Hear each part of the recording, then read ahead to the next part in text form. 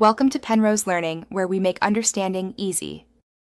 Back up any data if possible before you begin the reset process.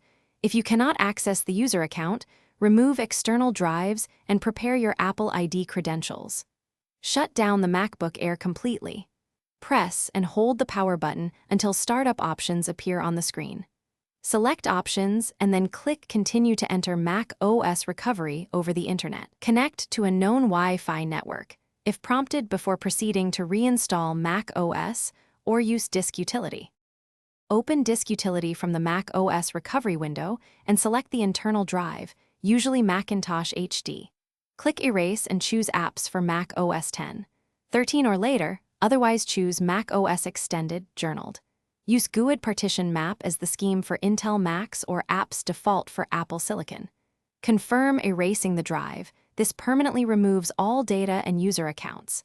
When the erase completes, close Disk Utility and choose Reinstall Mac OS to download and install a fresh operating system. If activation lock appears, sign in with the device Apple ID to remove the lock. If you cannot sign in, contact the prior owner or provide original proof of purchase to Apple support.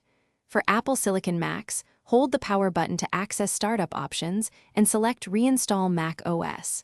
For Intel Macs, use Command-R or Option Command-R as needed.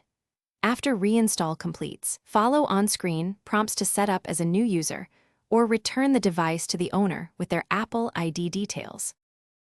Thanks for watching. If this was helpful, leave a like and consider subscribing. See you next time.